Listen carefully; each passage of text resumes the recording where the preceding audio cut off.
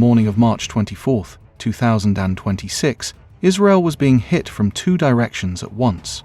Iran fired a fresh wave of ballistic missiles from the east, with impacts reported in Tel Aviv, Bnei Brak, and Rosh Ha'ayin, wounding several people and crushing cars across the surrounding streets, while rescue teams worked through debris in multiple locations simultaneously. And from the north, Hezbollah fired a rocket barrage into Israel that killed a 27-year-old woman named Nuriel Dubin, weeks away from her wedding, in a strike on a northern Israeli community. Sirens were sounding across central, southern, and northern Israel at the same time.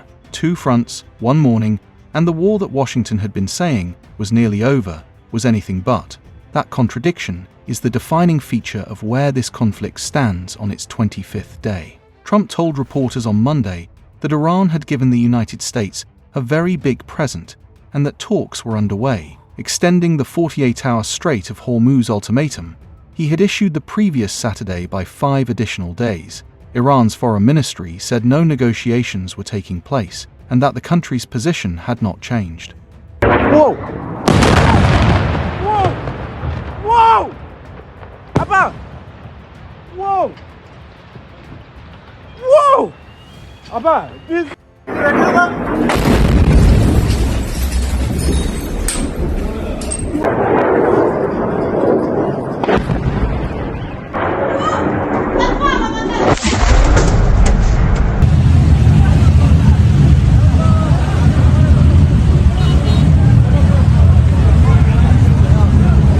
The IRGC issued a statement warning that if Israeli crimes against civilians in Lebanon and Palestine persisted, Israeli forces would face heavy missile and drone strikes.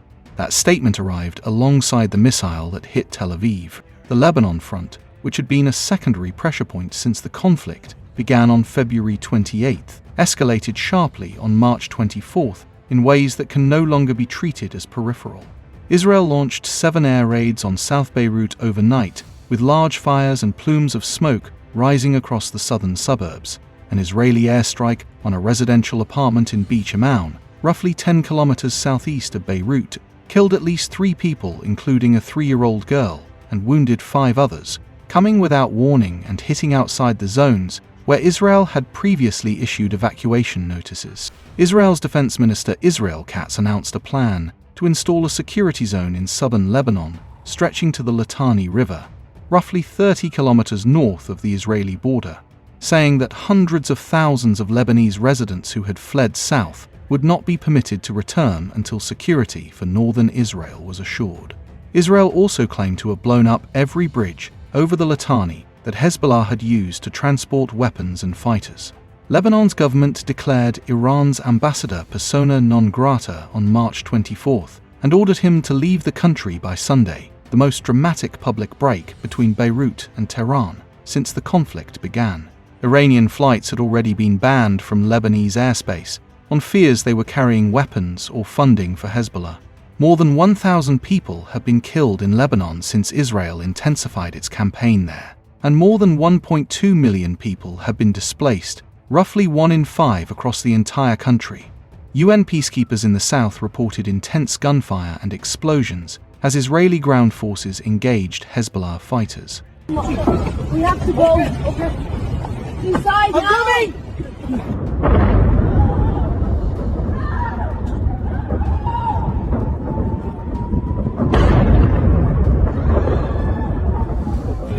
Al Jazeera correspondents in the south described Israeli strikes as making evacuation and humanitarian access extremely difficult for anyone below the Litani.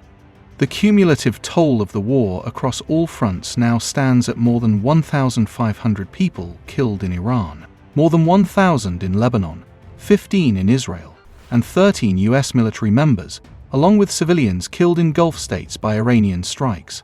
A fragment from an Iranian ballistic missile landed in a schoolyard in the West Bank settlement of Pediul on March 23rd, photographed by AP journalists with children playing next to it the following morning. 2 energy sites inside Iran were struck by overnight US-Israeli airstrikes on March 24th, with Iranian semi-official media confirming the hits. Lufthansa announced it was extending its suspension of flights to Tel Aviv and Dubai until May 31st and suspending services to Abu Dhabi, Beirut, and Tehran until October 24th.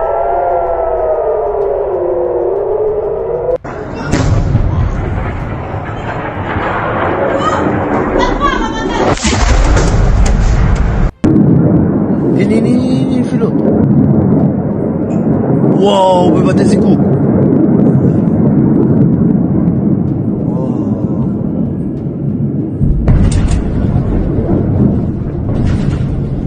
וואו.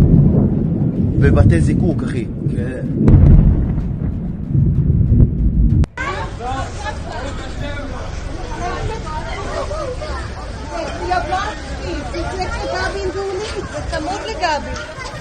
That's the, yo!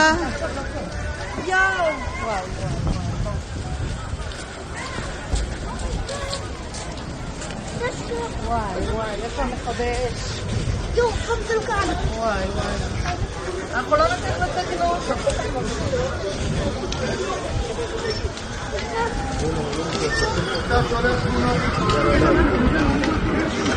Whoa.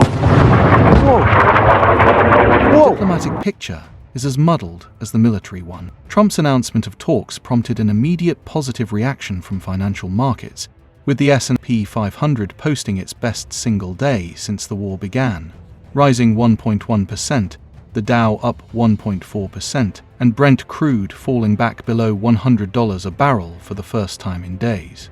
A US official confirmed that Washington had presented Israel with a 15-point plan for ending the war and had submitted it to Iran, with Israeli officials acknowledging the framework while expressing skepticism that Tehran would accept it. Pakistan's prime minister offered his country as a venue for a potential summit, reported to be days away.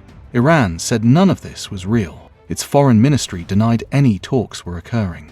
Its missiles were landing in Tel Aviv while the denial was being issued, and its supreme leader, Mujtaba Khamenei, who assumed the position after his father was killed on February 28th, has rejected every ceasefire proposal put to him as unacceptable. With Operation Epic Fury still ongoing, the war has 3 active fronts running simultaneously: Iran firing missiles and drones at Israel and Gulf states, Hezbollah firing rockets and launching ground engagements from Lebanon, while Israel conducts air raids on Beirut and pushes toward the Litani, and the United States striking targets across Iran, while claiming a diplomatic breakthrough that the country it is bombing says does not exist. Trump said he was extending his deadline because a deal was close. Iran said there was no deal. The missiles kept coming regardless.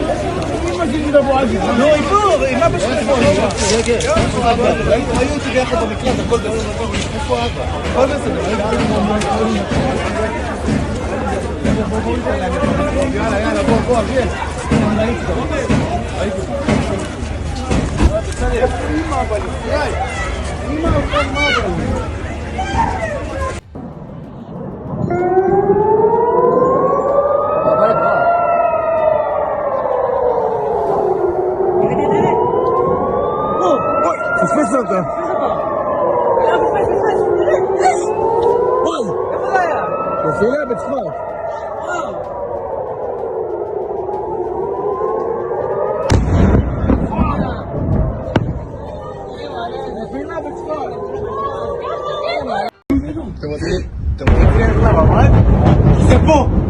Yo.